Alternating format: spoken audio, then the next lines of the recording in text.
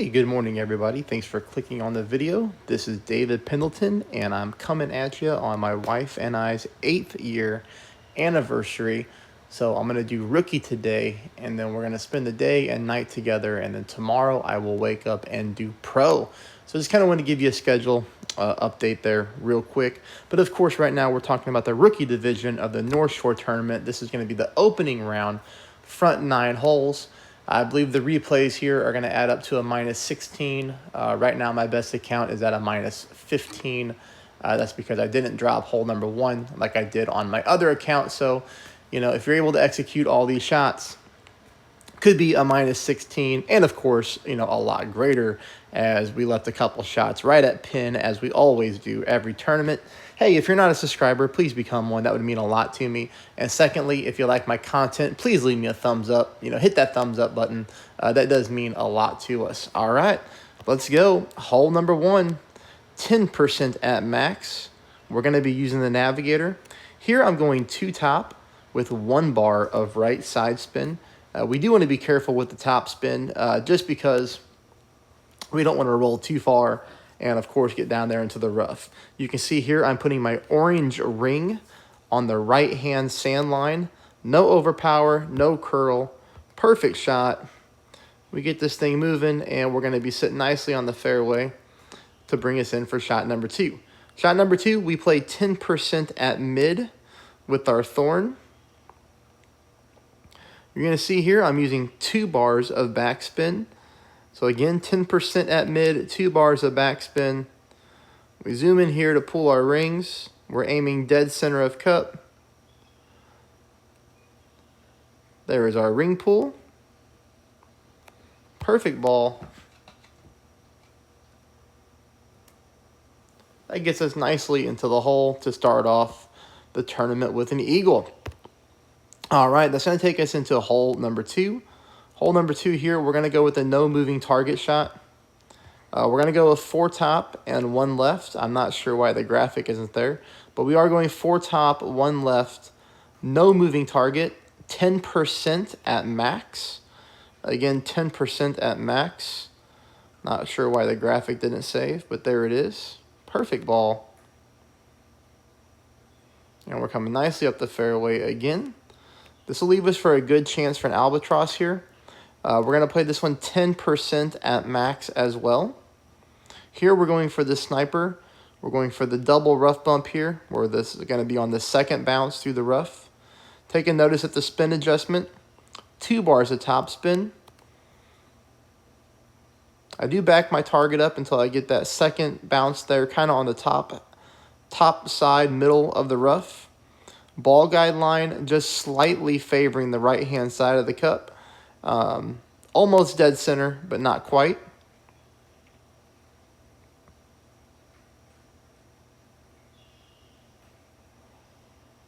Perfect ball. And you'll kind of see how this one reacts, because then hopefully you can get this one dialed in so it can drop for you. We miss just barely to the right-hand side. So what could you do in this situation? Well, you could, of course, just go ahead and offset to the left a little bit. Maybe still aim inside the cup, but, favoring the left-hand side of the flagstick. Or you could even try to play it 5% at max. That way you don't pull as many rings. If it was me, I would play it 5% at max with the exact same spin adjustment, okay?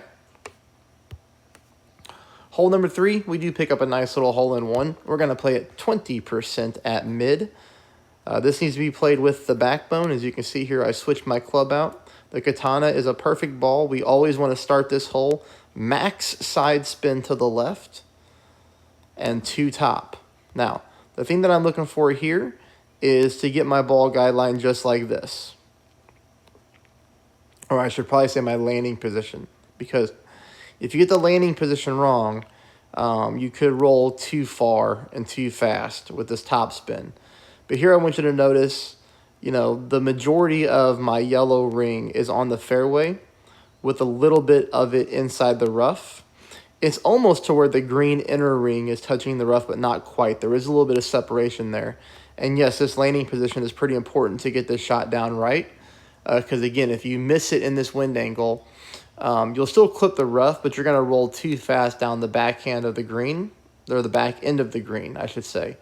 If you're afraid of rough bumps, if you think this shot's not for you, then you can absolutely play it much safer and just do the bounce to the pin approach. But here, we're looking for the drop, and this is a really good way to pick it up. Let me go back so people can see the pull. You can see here, I'm trying to pull my wind arrow as north as possible. Again, 20% at mid. This ball comes in very nicely for a hole-in-one on hole number 3. Takes us to hole number 4. Hole number 4, we're looking to drive the green again, especially in this type of wind. We're going to go max side spin to the left. Here I am using 5 bars of topspin. 5 bars of topspin is a little bit too much. Take a look at my ball guideline, how it's going off the green.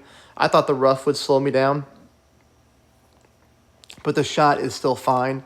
Probably 4.5 bars of topspin is good. Notice kind of where I'm aiming here.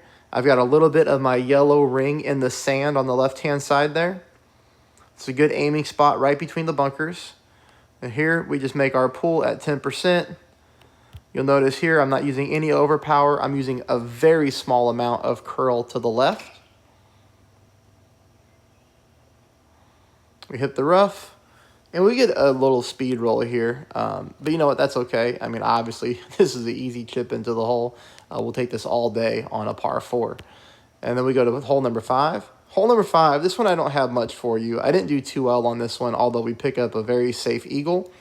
I will say if you have lesser level clubs, there's 2 ways you can play this one. If you have lesser level clubs, let's play to the right-hand side, and make sure you bring your big dog with you so that you have the power for shot number 2, and you'll see why. If you have extra mile 8s, extra mile 9s, you could definitely take yourself a berserker and play the left-hand side and try to get to the second fairway up there. If you do that, that's going to leave you for a rough bump play to try to drop an albatross. That's for sure the best way to get the albatross, especially in this wind angle. But I only played the right-hand side. That's all that I have to show you here. I thought about going left with a kingmaker, and then, I didn't want to waste the berserker in this round, so I decided just to go this route. Full top, full right. For reference purposes, you're going to see me move my white ring right there to the rough line on the right-hand side, and then I make my pull.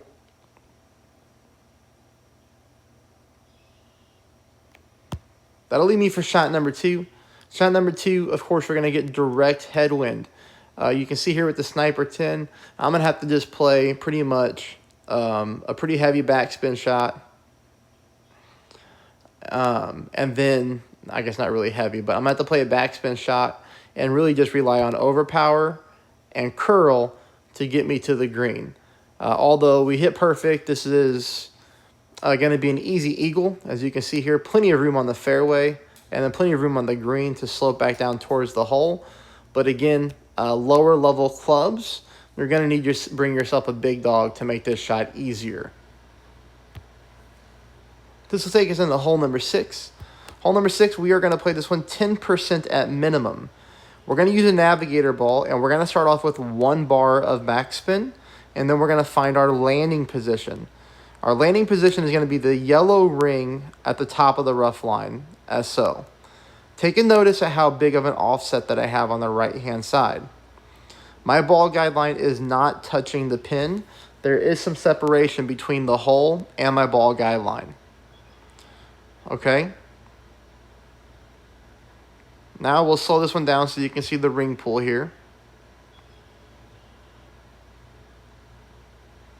Remember, this is 10% at minimum distance. I do want you to notice here we're not using any overpower. This is a normal shot. And even with our right side offset, we go in the hole and out of the hole barely. We'll take that one as a little bit of fluke, okay?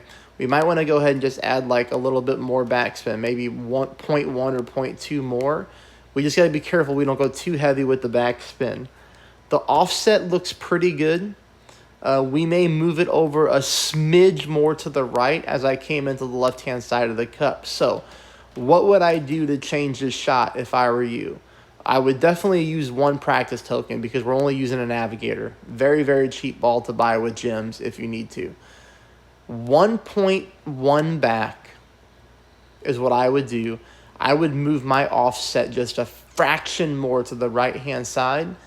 10% at minimum, hit perfect, and see what happens, okay? Hole number 8, I'm going to show you 2 different ways to play this one. The first one is going to be for folks who just want to play, conservative and go for an easy eagle. This is an easy eagle on shot number 2 because you're going to get direct tailwind to pin. There is also a way to drive down towards the green, which I'll show you an opponent's shot as well. I played it this way.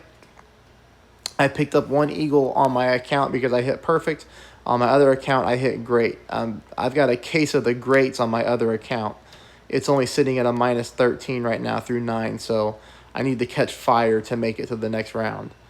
But this account right here is doing well. Okay, no moving target, 10% at max. Full top, which is 6 bars here, 3 bars of side spin to the right. If you're playing with an extra mile 9, do not go more than 6 bars of top spin. We want to stay in thorn range for shot number 2. Half a ball of curl to the left.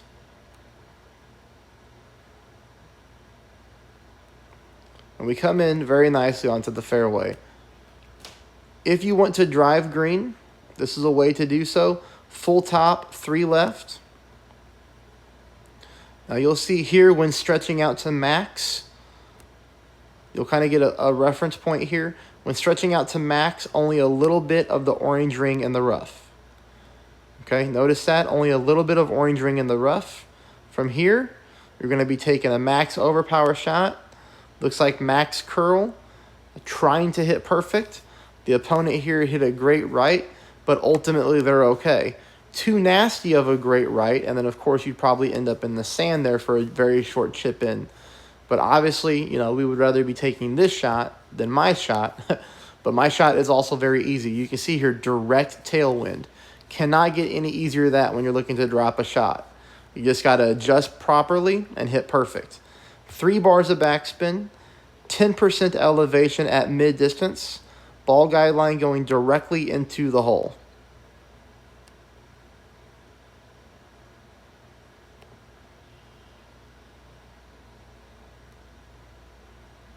Perfect ball, and you'll see here we drop dead center for a very nice eagle on hole number 8. On hole number 7. This takes us to hole number 8. Hole number 8, we're going to be playing a rough bump, okay? Now, in the qualifying round, we played the bounce over shot and we picked up a hole in 1. The bounce over shot is definitely not near as easy to pick up a hole in 1 on, okay? It requires some spin adjustments and just really having to visualize where the ball is going to go because you don't have the ball guideline to pin like we do on a rough bump. Here, the rough bump, I think, is the best way to pick up the hole in 1. Oh, what in the world just happened there? Okay. Here's the best way to pick it up. We're going to play 5% at minimum distance. Now, here's what's going to be important on this hole, all right? You see me really messing with my landing position here. And I don't believe we're playing any spin. Yeah, 5% at minimum, no spin. But you're going to see me really move my target around. That's because you can hit a spot on this green where the ball dies. What we need is this. We need the ball guideline going through the pin, but we need some of our yellow ring right there on the fringe. Most of it in the rough, but some of it coming up into the fringe.